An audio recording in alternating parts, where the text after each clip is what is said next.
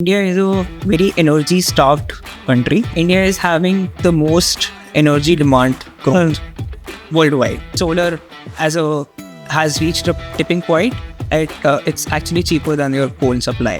For your SDI, what are some of the risks that investors should be aware of? So I think the biggest risk, which is the bankruptcy risk. So if customer goes into default, how we mitigate them is doing a proper due diligence on these corporate. Any plans to diversify away from solar assets? Lot of potential for solar, and there's lot of money to tap into. What kind of investors should, let's say, come on to Sustvest and invest? Like, who is your ideal investor?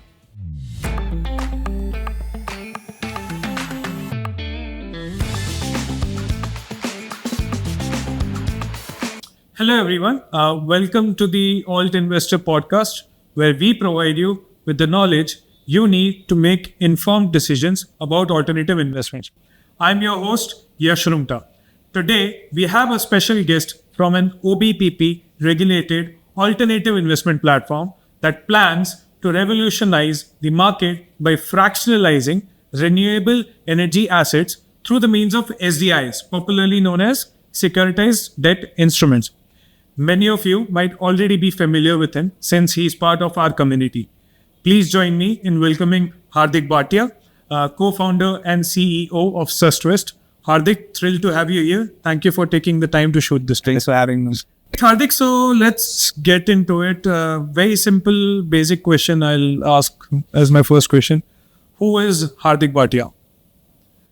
I'm an entrepreneur starting my journey when I was back in college. So started this venture when I was in second year of college. Which college did you go to? Bitspilani. Okay. So I did my engineering in computer science. Okay. So my co-founder also, Devansh, he's also my batchmate. Okay. Batchmates together. So the idea that we had in the early days was we wanted to tokenize these solar assets on blockchain. And, we were quite fascinated as a person, was quite fascinated by how we can leverage blockchain technology to tokenize any real world asset, real world income generating asset. And that was the initial idea. My dad was also a solar EPC. Okay. So solar was quite... So define EPC. What's an EPC? EPC is Engineering Procurement Construction Company. These are the guys that you go to for solar installation. Okay. So basically solar developer or a project. Okay. And so solar was a very hot topic at my house. Okay. This was the asset class that I understood. So obviously that's where I started, building it. So it has been around 6 years that I've been working on building this platform. We were earlier based in Dubai. Okay. Trying to do something there. But due to the regulatory challenges, we couldn't find the right set of regulations to launch a blockchain company, given that there are a lot of regulatory hurdles when it comes to blockchain. Okay. So that's when we pivoted to our base from Dubai to India. Okay. Launching it via an SPV model. Okay. So it has been around 2 years since we have launched and close to financed around 33 crore or 8 megawatt worth of solar 8 megawatt. 8 megawatts Wow. of solar assets. So what happened with tokenization in India?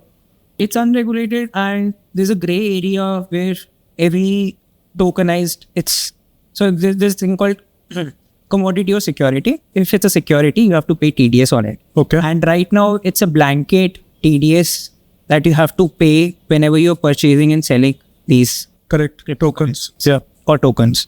So yeah, that's the regulatory challenge that we faced and we were not able to, figure that out. So we cut the blockchain out while the vision of what we were building remained the same. So yeah. Okay. And then you pivoted to the LLP model. And now you are moving towards the OBPP regulated model. Yeah, so the LLP or SPP model formed the basis as a proof of concept of what we are building, essentially, and reached certain scale where it made sense to bring more transparent and more regulated structure in place so that, we do right by the investors. So now we are moving towards securitized debt instruments. Okay. The whole funda remains the same. The whole, it's still a solar assets still fractionalized and the returns payout, everything is the same. It's just a better semi-regulated structure than what we were doing earlier. Okay. So you are right now primarily focusing on solar assets because that's where your expertise lies, right? Yep. Can I ask how big is the solar market in India as compared to, let's say, the Western world? So it's quite. So first we have to understand that India is a very energy-starved country. Okay. More people are coming out of poverty.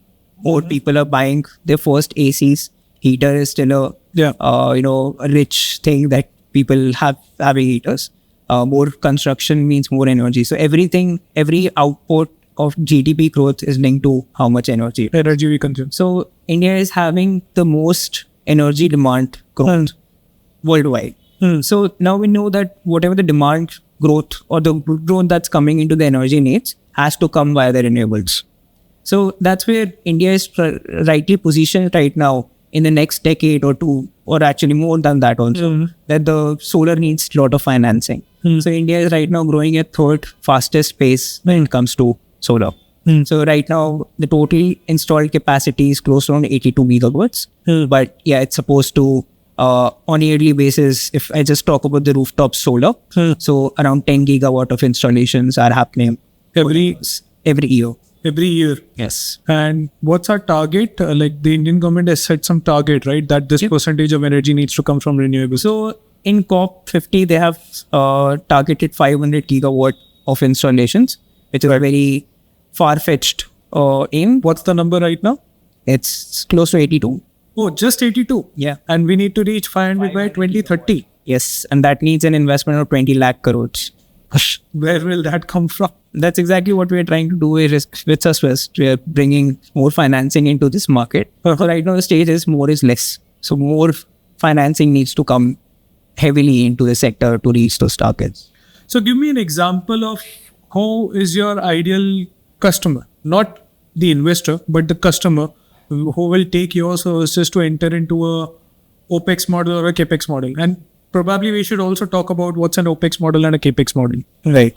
So we are specifically targeting manufacturing MSMEs. Okay. Manufacturing MSMEs because they have a very high energy usage. So it's a no-brainer for them to get cheaper electricity. Sure. And solar has reached a tipping point. It's actually cheaper than your coal supply. Right. So this is our primary first segment. We are specifically targeting auto, pharma and textile factories. Okay. Some of the premium societies also, because societies also pay a lot of cost their clubhouse, gyms, etc. So this is our first target market. Okay. These are mostly corporates. Some of the government clients also. We recently did a project for National Security Guard, Central Reserve Police Force, where we solarized their campuses. Wow. So yeah, these are our primary customers. Okay. And can we talk about the OPEX and the CAPEX model? So CAPEX is where the customer has to pay upfront investment. Suppose you have a factory. So you have to basically either use your existing credit line to finance for that, wait for 5 to 6 years just to break even that setup cost. And so that's the CAPEX model where you will be investing the money. Sure. OPEX is we come to you, you have a factory, we're going to lease your rooftop. We're going to install solar at zero upfront investment. And even take care of the maintenance. So you are simply going to pay me just like you're paying to the government at up to 40 to 50% cheaper unit rate as you are to the credit. So it's savings from day one versus savings over the period of horizon in CAPEX that you have. So in the OPEX model, what agreements do the corporates need to sign? So it's called power purchase agreement. So power purchase agreements have been existing for decades in India or worldwide. So it simply says that whatever the power is generated by a system, they have to offtake or buy that power. At a particular unit rate. Okay. It has usually fixed in our case, but there are PPAs out there which have some variable components to it. Maybe people are increasing it year on year. Some people increase it 2% year on year. Some people do it differently, but we like to make it fixed. And do you need any specific license to offer or enter into these sort of agreements? No. Indian MNRE allows independent power producers. So this model is called IPPs. The third party will build a system and then supply or sell power to these customers. So this is not just limited to solar. If let's say tomorrow I launch my own wind farm somewhere on the coastal region, whatever electricity I generate out of it, I can sign a PPA with a nearby factory. And not just renewables, actually power purchase agreements have been there with discoms and coal plants also. Yeah. So a discom will basically sign a power purchase agreement with a coal plant to buy that power from it. So as I mentioned, like power purchase agreements are nothing new. they have been existing for quite long period of years. Got it. So why the shift towards regulation? Why SDIs? So I think now that we, as I mentioned, we have reached certain scale and we always wanted to be regulated. Okay. It's better to be, come under the purview of SEBI, because when it comes to, taking money from investors, you also have a responsibility to make sure that you come under a regulated arrangement. So this license also has certain disclosure requirements and growth requirements that further safeguards the capital of the investor. Sure. And we understand that, and that's why we pivoted to, taking this license and then scaling it up in a more sustainable manner than what we were doing earlier. Okay, I understand why the need for regulation. Is your OBV platform already launched? We are soon Launching. to launch it. Okay. Yeah.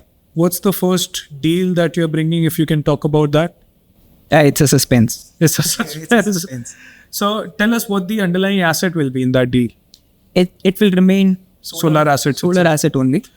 And the XIRRs that we are targeting is close to 13 to 14% Okay. for investors. So how will that asset work? Like if you have to explain it to a layman, what is an SDI or what is a solar SDI in your case? How would you explain that? So how the whole model works is we create a trust which is managed by a SEBI registered trustee. Okay. And whatever the receivables, which is the energy income generated by these power plants, is assigned to a trust. Okay. The power purchase agreement is basically assigned to a trust. Whatever the asset behind that particular agreement, which is in our case solar panels, inverters, structure, etc., gets hypothecated to the trust. Okay. That particular trust will issue pass-through certificates, which are listed on stock exchanges. And now retail investors can buy those pass-through certificates via sustvest.com, which is our OBPP platform. Okay. So the power purchase agreement, I am assuming solar assets generate variable electricity every month depending on the sun, weather or whatever. Do we have defined cash flows within this SDI, or will that vary a lot? So we keep enough buffer from what is coming and what we are paying out to our investors. Okay. So that buffer also includes annual maintenance cost. Okay. Ultimately, in solar, you have to maintain these plants. You have to do cleaning, sure to repair these plants also. So keeping that buffer in place, only then we are distributing the income to that. And it's not like solar is very variable. It's very predictable actually. So there are P90 models which uses satellite data to estimate how much electricity will be. What's P90? P90 is greater than 90% probability that at least this much amount of electricity will be generated by our power.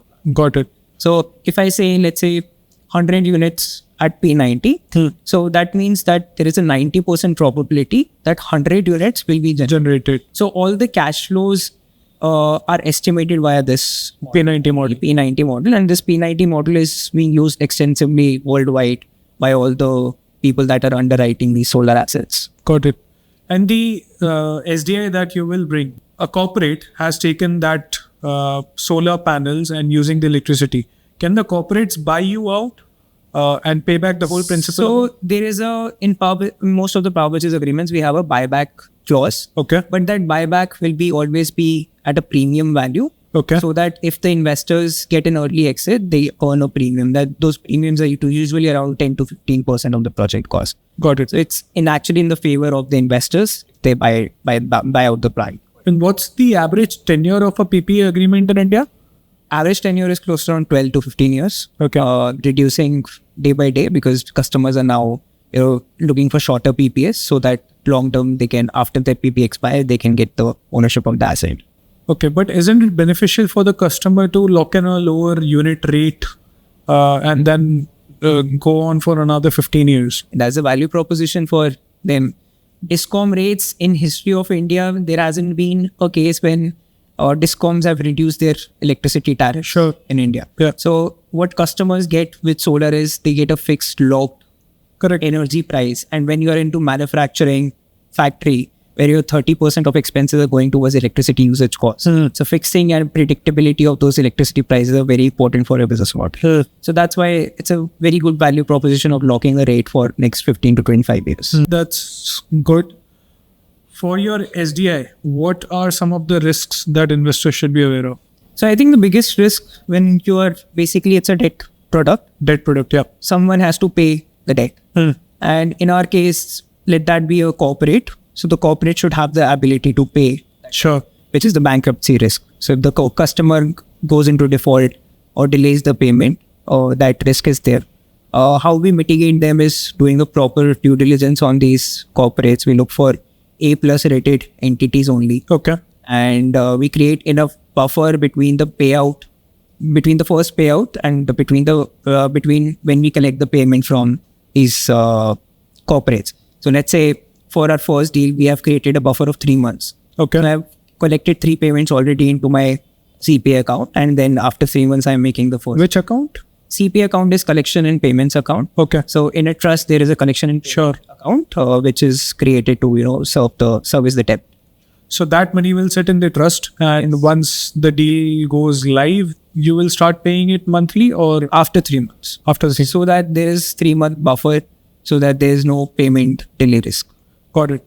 And I'm assuming because this will be on the OBPP platform, this deal will be listed, rated, and regulated by the regulators. Yeah. And I'm assuming you have to put your upfront capital to first get that solar plant ready and then put it into the trust. It's not actually needed, but what we are doing it is that we don't want to pass on construction risk to investors. Got it. So what we are doing here at Sustvest is we are building the asset first. We are taking up the construction and delays risk.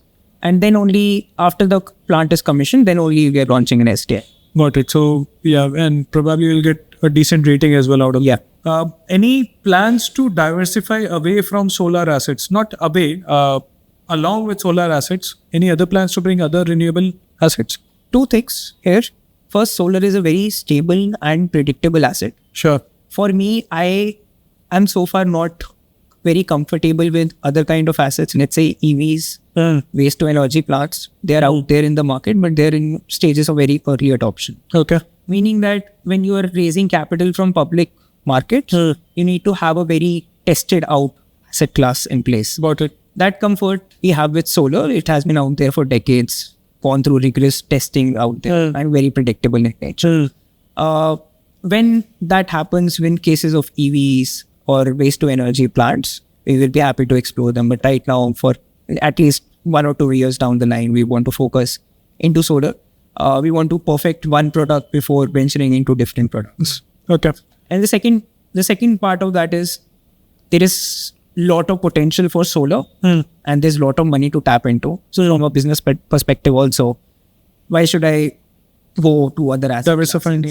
That's for capturing a significant share of the market. Got it. So even with the solar SDI that you are bringing, if a default does happen, I know there is enough buffer, there will be cash collaterals, 3 months advance payment and everything. Can the investor still, or can the trust go and acquire that asset back? So trust holds the ownership of that asset. Okay. These are asset-backed securities. Sure. Meaning that whatever the underlying asset is held by trust. So in case a customer defaults, trust has enough power that they can take off the solar plant and find another buyer for that particular project. And we also have bank guarantee mechanisms. Okay. So we usually take around 3 to 6 months of bank guarantee, which is across approximately 5% of the plant cost. Sure. Now, we see here, how do we use that 5%? If the corporate client has money and is intentionally not paying the solar bills, then we use that for the legal case. Sure. But if the customer has gone bankrupt, there's no point of using that 5% to fight a legal battle. Then what we will do with that 5% is to find another buyer and use it as a shifting cost. So shifting costs are roughly between 2 to 3% of the plant.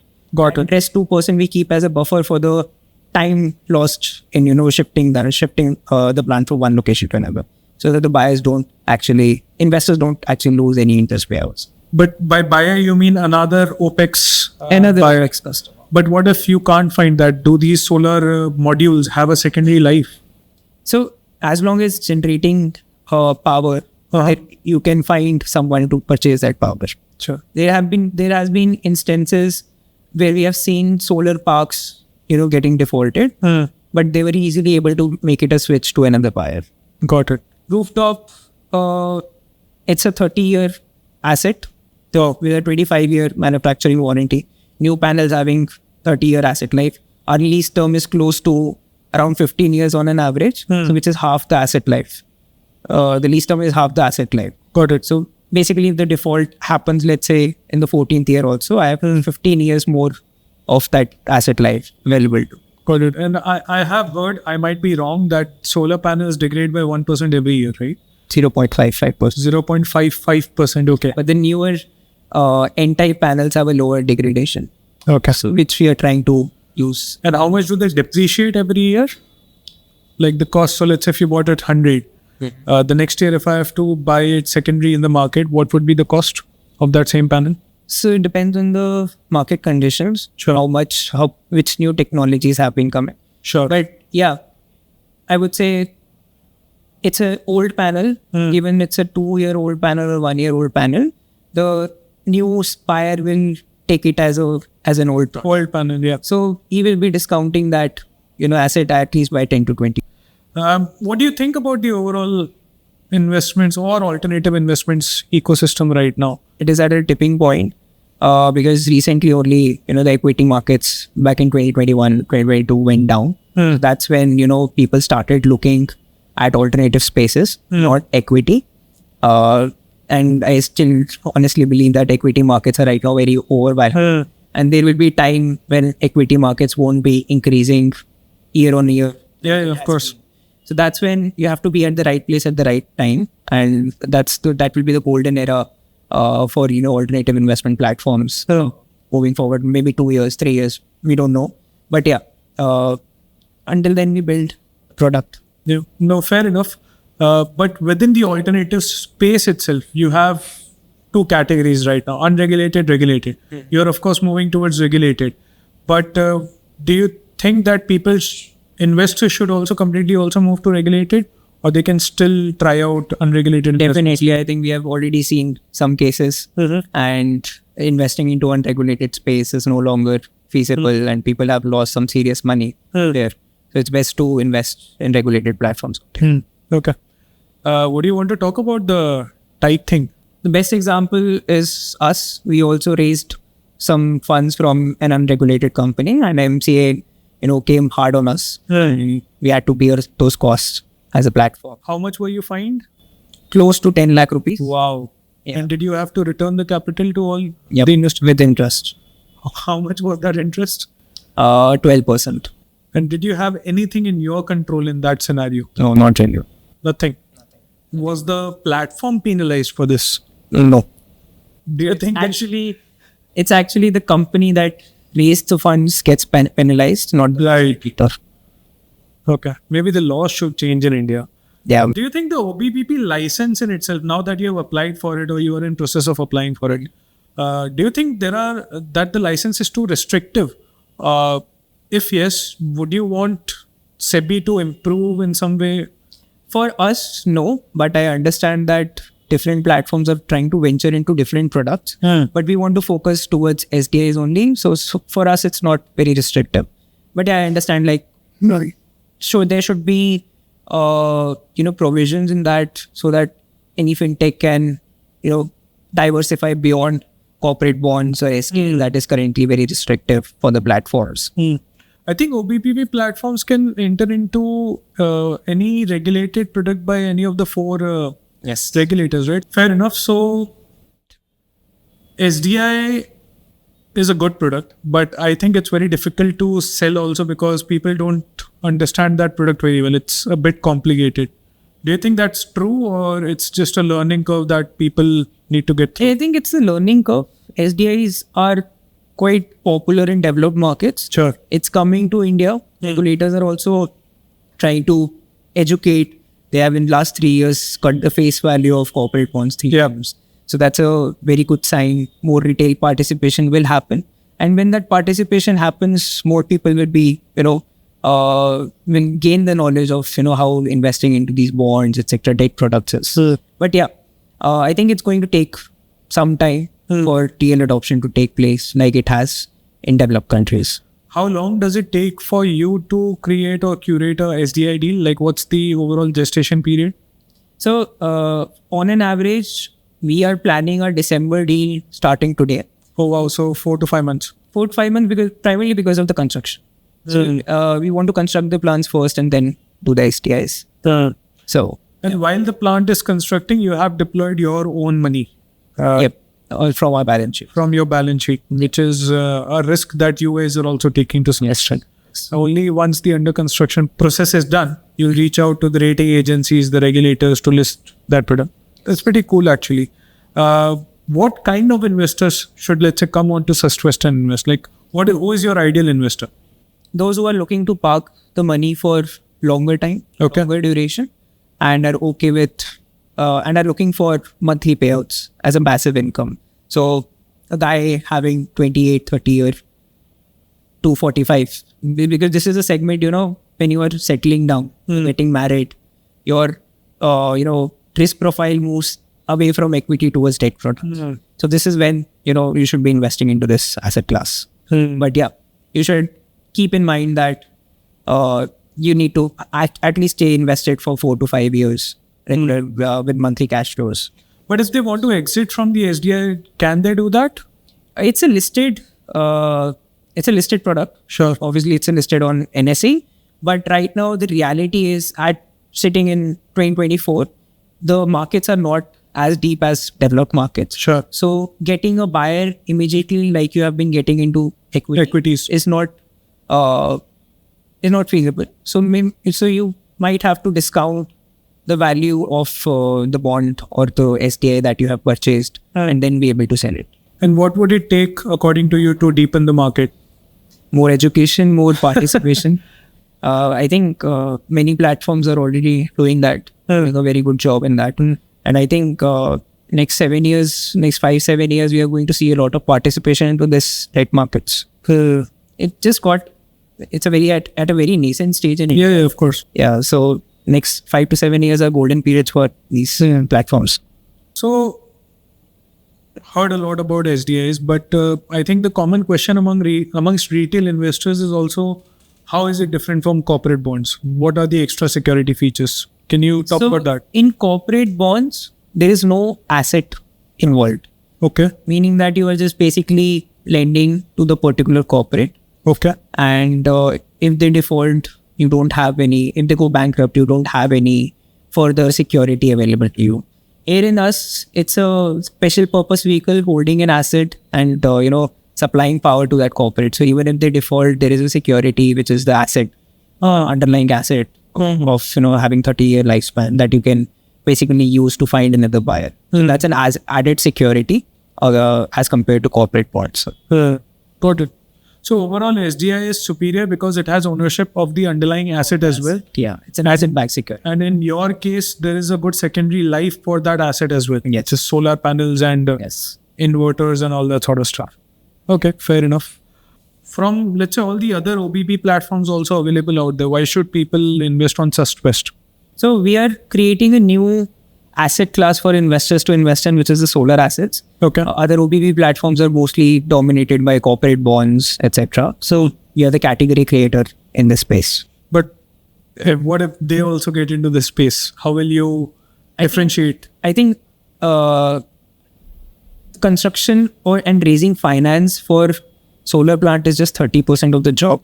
Okay. What we have done over the past 2 years, we have been running 8 megawatt of solar sites across 38 solar sites across India, some in mountains, some near the coastal areas. So we have the expertise also to manage these assets. Got it. That other platforms might not have, and I think would take a lot of time to actually build. Makes sense. Yeah, so we have been operating these assets. Ultimately, the project should be profitable so that it can pay to the investors. So now we have, O&M teams available.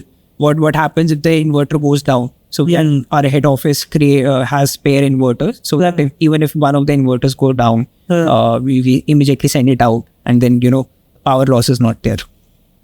Pretty good. So power losses can still happen, right? Like when something goes off in the wiring or anything. Yeah. So P90 is a very conservative. Got figure. it. So it's usually more than P90. So even if 1 or 2 days of generation is hampered, it won't affect much of the generation that we have assured to the investors. Got it. And if the production is more than P90, do investors get paid more? or you take that as a spread right now? So we keep it as a buffer. Got it. Yeah. At the end of the SDI, if there is surplus cash lying in the CPA account, then we will transfer that to As a investors. one-off. One-off. Okay, got it. Cool. I think we are almost at the end of the podcast. Last question, fun question, which we ask everyone. How does Hardik Bhatia invest his own money?